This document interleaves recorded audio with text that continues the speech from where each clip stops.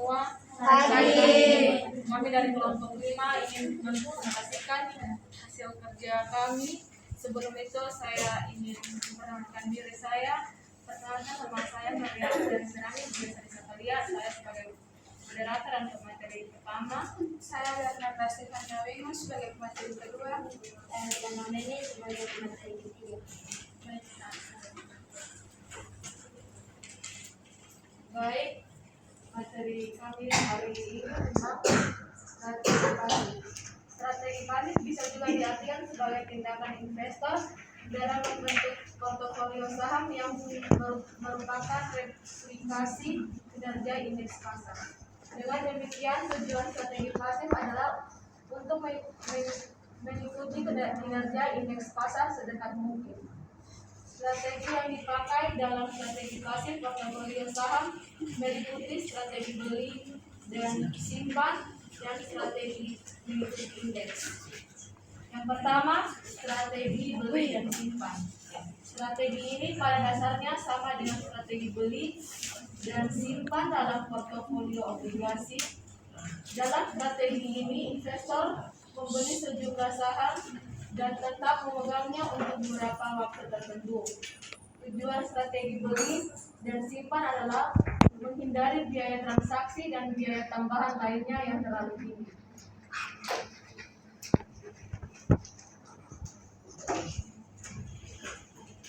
Contoh strategi beli dan simpan. Yang pertama, saham.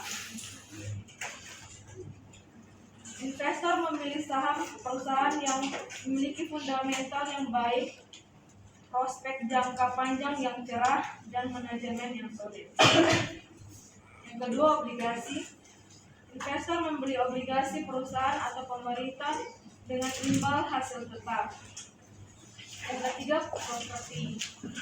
Investor membeli properti baik rumah, apartemen, atau bangunan komersial di lokasi yang berkembang dengan potensi kenaikan nilai properti.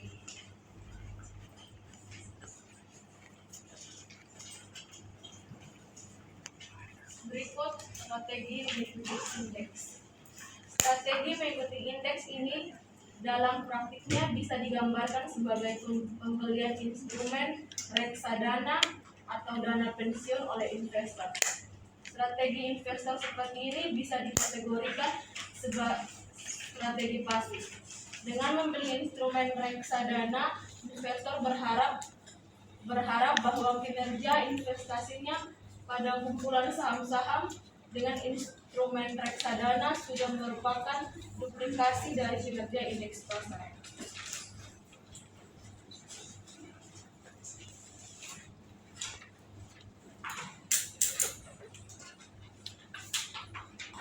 Contoh strategi mengikuti indeks. Yang pertama, investasi di reksadana indeks. Investor membeli reksadana indeks yang mengelola portofolio berdasarkan indeks pasar seperti S&P 500 di Amerika Serikat atau IDX 30 di Indonesia. Yang kedua, membeli saham yang terdaftar dalam indeks. Investor dapat memilih untuk membeli saham-saham yang masuk dalam suatu indeks seperti saham-saham yang terdaftar di indeks LQ45 di Indonesia atau FTSE 100 di Inggris.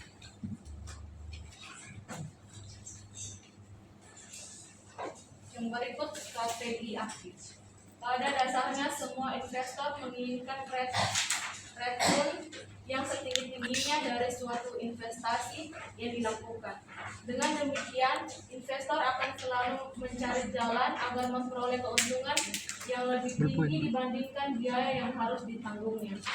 Dalam investasi portofolio saham dengan strategi aktif, berbagai cara akan dilakukan investor untuk memperoleh return yang berbanding atau melebihi return pasar.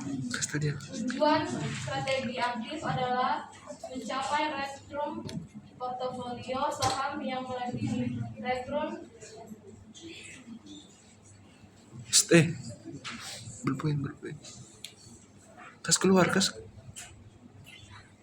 Ada tuh. Rekrut portofolio saham yang diperoleh melalui strategi pasif. Dengan kata lain, investor akan berusaha memperoleh hasil yang lebih tinggi dibandingkan rekrut yang diperoleh sesama investor lainnya. Berikut akan dibahas 3 strategi yang biasanya dipakai investor dalam menjalankan strategi aktif portofolio saham.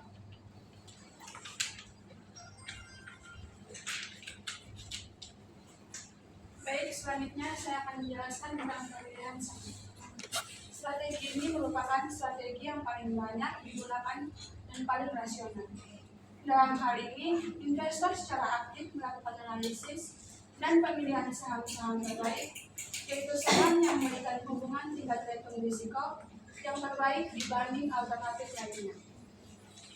Pemilihan tersebut dilakukan dengan berdasar pada analisis fundamental guna mengetahui prospek saham tersebut di masa datang. Dalam memilih saham-saham terbaik atau superior, investor bisa melakukan analisis secara individual ataupun dengan memanfaatkan jasa konsultasi analisis saham. Jika investor mempunyai akses informasi yang baik, dan kemampuan yang baik untuk menganalisis saham dan memilih saham, investor bisa melakukan pemilihan saham secara individual. Tetapi, ada kalanya investor lebih menyukai penggunaan jasa analisis saham profesional untuk memperoleh nasihat dan rekomendasi keputusan terbaik tentang saham apa saja yang harus dipilih dan tindakan apa yang harus dilakukan terhadap saham tersebut. Konsekuensinya adalah investor harus mengeluarkan sejumlah biaya seperti komisi jasa konsultasi atau biaya atas informasi tertentu.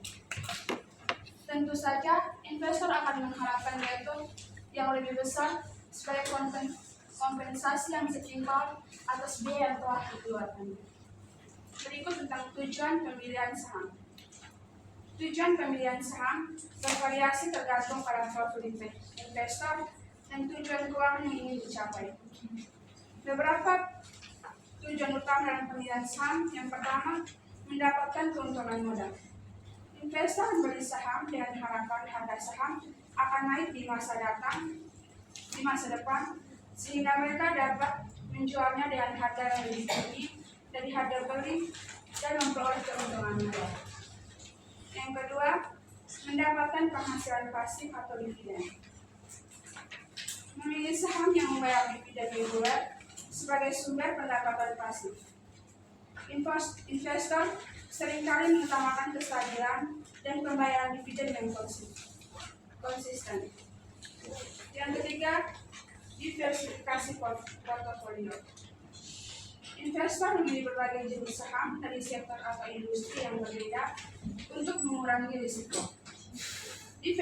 Diversifikasi membantu melindungi portofolio dari fluktuasi pasar yang tajam di satu sektor atau saham tersebut. Yang keempat, pertumbuhan jangka panjang. Pemilihan saham yang memiliki saham potensi pertumbuhan jangka panjang seperti perusahaan-perusahaan yang sedang berkembang dengan inovasi atau pasar baru. Yang kedua, rotasi sektor. Rotasi sektor adalah strategi investasi yang melibatkan pemindahan dana dari satu sektor ke sektor lainnya berdasarkan siklus ekonomi dan kondisi pasar yang berubah.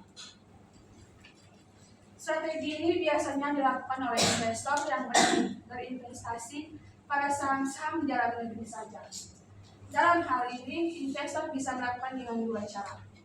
Yang pertama, melakukan investasi pada saham-saham perusahaan yang bergerak pada sektor tertentu untuk mengantisipasi perubahan siklus ekonomi di kemudian hari. Hal ini dilakukan jika investor yakin bahwa suatu saham pada sektor tertentu akan memberikan return yang lebih tinggi dibandingkan return pasif. Teman-teman bisa lihat gambar satu itu strategi rotasi sektor sebagai antisipasi siklus bisnis.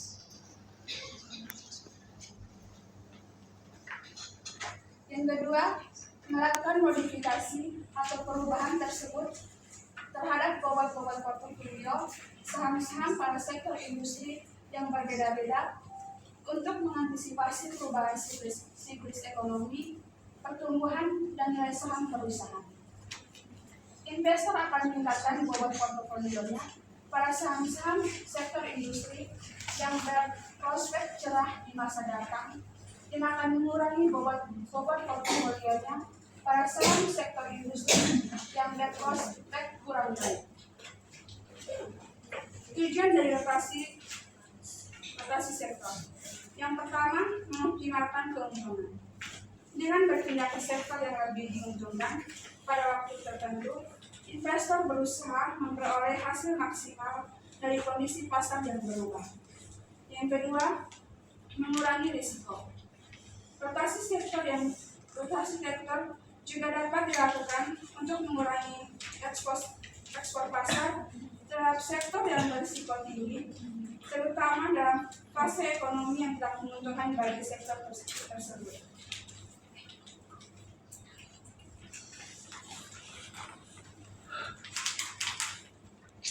Terakhir, contoh dari rotasi sektor.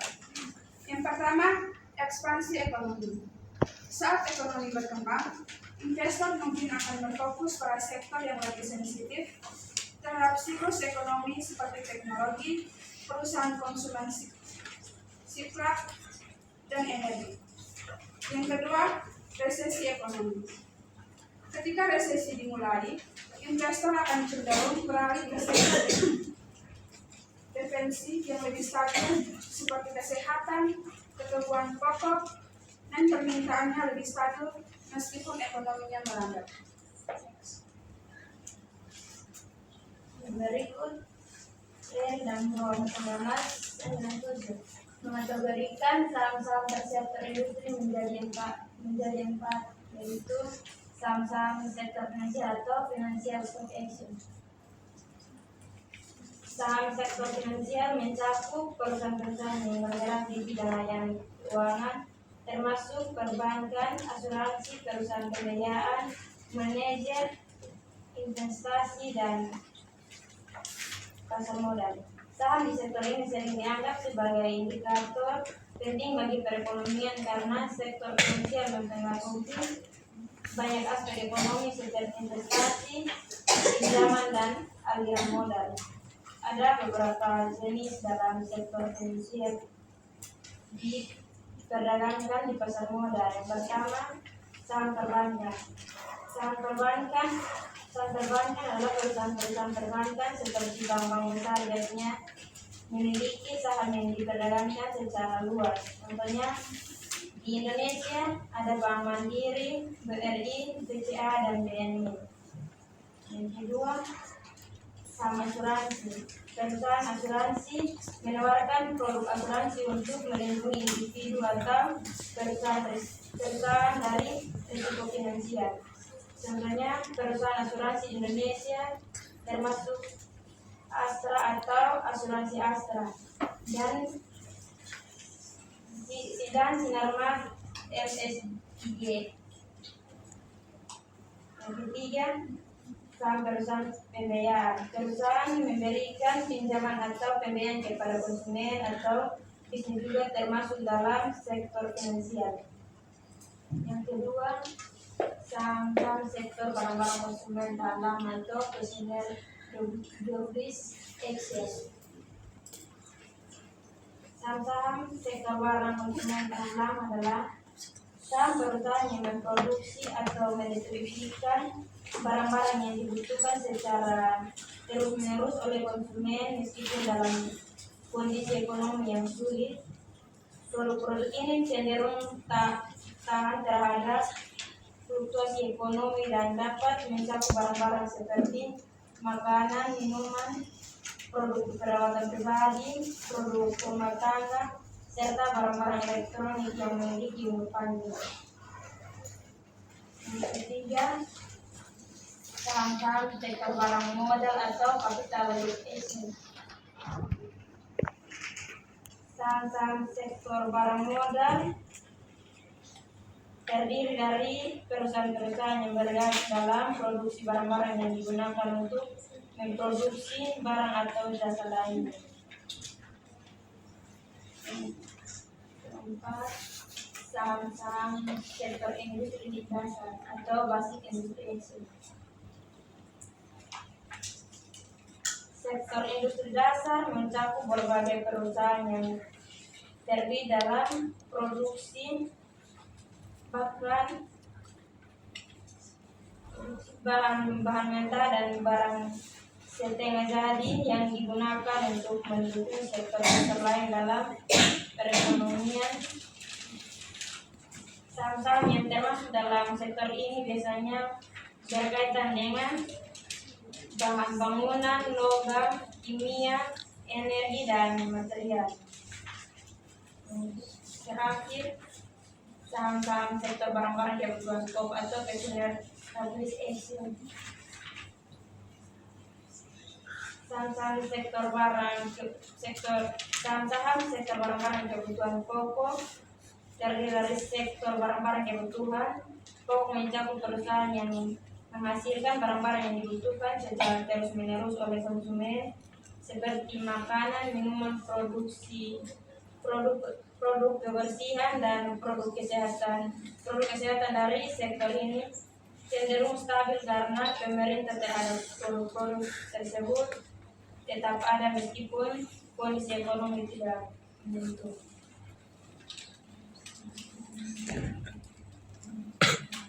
Berikut strategi momentum harga. Ide dasar dari strategi ini adalah adanya kenyataan bahwa pada waktu tertentu harga pasar saham akan merefleksikan pergerakan earning ataupun pertumbuhan perusahaan. Dalam strategi ini, investor akan mencari momentum atau waktu yang tepat pada saat perusahaan harga yang terjadi bisa memberikan keuntungan bagi investor melalui tindakan menjual atau membeli saham. Dalam kenyataannya, strategi penentuan momentum harga saham merupakan isu yang masih kontroversial. Strategi ini memang populer digunakan oleh para praktisi, tetapi pertanyaannya adalah seberapa akuratkah metode ini mampu meramalkan apa yang akan terjadi di kemudian hari.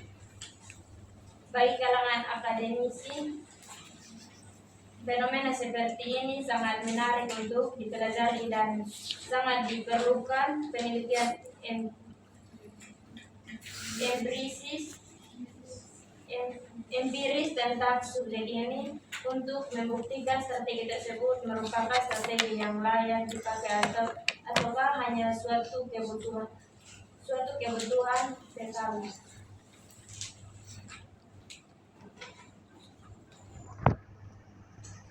Baik, kami buka sesi tanya jawab.